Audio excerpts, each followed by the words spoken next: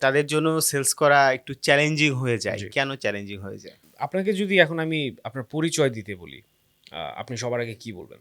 আপনার নাম বলবেন, নাম রাইট? বলবো, ওকে। আপনি ডেফিনিটলি নাম বলবো। তারপর আপনি যখন আমাকে জিজ্ঞেস করলেন, বললেন যে আপনাকে ইন্ট্রোডিউস করেন। আমার কিন্তু কিছু পয়েন্ট ধরে কথা বলতে হয়েছে। হ্যাঁ। আমি কে, আমি কোথায় কাজ করি, আমি কি পছন্দ করি, কেন ফুটবল আমার জন্য ইম্পোর্টেন্ট। এটাই না ব্র্যান্ড বিল্ডিং। হুম। এবং এখন আপনি চিন্তা করেন যে আপনি সবগুলো ইনফরমেশন আমার কাছ থেকে নিয়ে যান। আমি আপনাকে কি বলবো? আমি একটা মানুষ। আমার এক্সাক্টলি। ২ টা হাত আছে, আমার ২ টা পা আছে।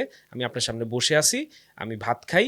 এটাই ইনফরমেশন। কোনটাই কিন্তু ভুল ইনফরমেশন দিচ্ছি না আপনাকে। আমি কিন্তু সব সঠিক ইনফরমেশন দিচ্ছি। কিন্তু আপনার কি আমাকে দেখে ইন্টারেস্টিং লাগতেছে?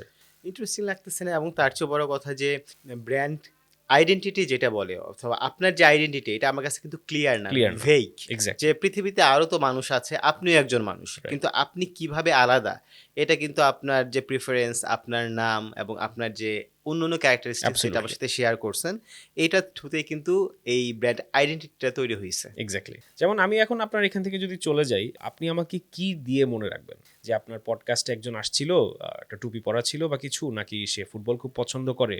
আপনাকে আমি এমন কিছু ইনফরমেশনই দিব, হুম এবং এটা আসলে যখন ব্র্যান্ড থেকে কমিউনিকেট করা হয়, ইটস ভেরি মেজার্ড, খুবই স্ট্র্যাটেজিক।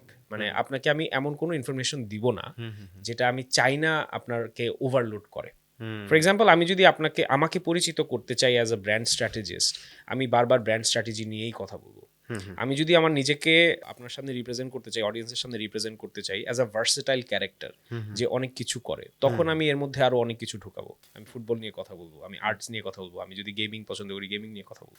সো দিন শেষে ব্র্যান্ড ডেভেলপমেন্টের যেই কোর ফান্ডামেন্টাল এরিয়াটা, সেটা হচ্ছে যে আপনি কিভাবে নিজেকে পরিচিত করতে চান। হুম এবং ওই জিনিসটা যখন সেট করে দেওয়া হয়, তখন পুরা সেলস পিচটা অনেক ইজি হয়ে যায়। ওকে। সো এটা মূলত অনেক ক্ষেত্রেই যেটা হয়, যে ভুল ধারণা যেটা, যে ব্র্যান্ড আর sales is in no competition with each other, they are fighting for the same cause. যেটা হচ্ছে যে আপনি আপনার অডিয়েন্স এবং আপনার কাস্টমারের মাথায় আপনি কে, এই জিনিসটা স্ট্যাবলিশ করতে পারতেছেন। সো এখানে আসলে একে অন্যের পরিপূরক বলতে পারেন।